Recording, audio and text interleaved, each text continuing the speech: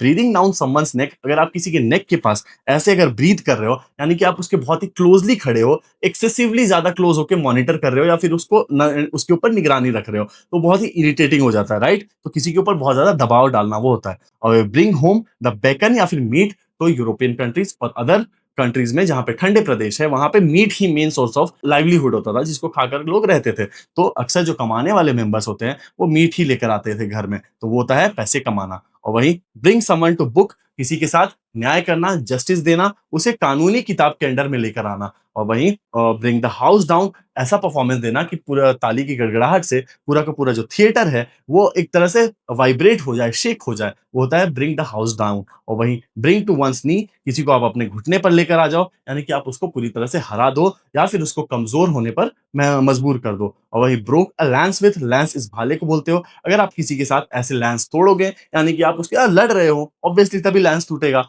और वही break down के 3-4 मीनिंग होते हैं, 3 मीनिंग। सबसे पहला मशीन का खराब हो जाना, दूसरा टूट जाना, एक कंप्लीटली इमोशनली ब्रेक डाउन होना और रोना, और वही तीसरा मीनिंग है बीच में ही बातचीत को खत्म कर देना। और वही ब्रेक ऑफ, किसी चीज को अचानक से रोक देना, ऑफ कर देना। और वही ब्रेक प्रिशियंस हेड, प्रिशियन एक बहुत फेमस ग्रामेरियन है, अगर आप उसके नियम को तोड़ोगे, उसका सर फोड़ोगे, यानी कि आप ग्रामर की पूरी तरह से लंका लगा दे रहे हो, खराब से उसको यूज कर रहे हो। और वही ब्रेकअप, ब्रेकअप तो एक जानते हो आप, रिलेशनशिप को खत्म करना, और दूसरा ब्रेकअप होता है बहुत ही कस कस के हंसना, ROFL या फिर लॉल, ये सब जो हम लोग टर्म्स यूज करते हैं वही हो गया। वही ब्रोकन रीड, रीड इस पतले से टहनी को बोलते हैं जो कि दिखने में स्ट्रेट खड़ा रहता है, फिर भी मजबूत दिखता है, लेकिन एक्चुअल में खोखला होता है, उसके ऊपर आप रिलाई नहीं कर सकते, वो बहुत ही कमजोर होता है, that is a broken read. और वही नेक्स्ट इडियम है ब्रॉट अप, यानी कि पहला मीनिंग एक तो कि किसी का पालन पोषण करना, और दूसरा मीनिंग होता है कोई एक मैटर को लेकर आना, मैटर उठाना। और वही ब्राउन स्टडी का मतलब होता है गहरी सोच में